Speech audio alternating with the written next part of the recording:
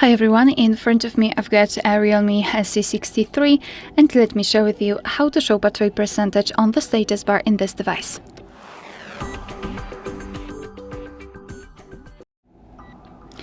So let's start with opening the settings, and here we have to scroll down to find battery.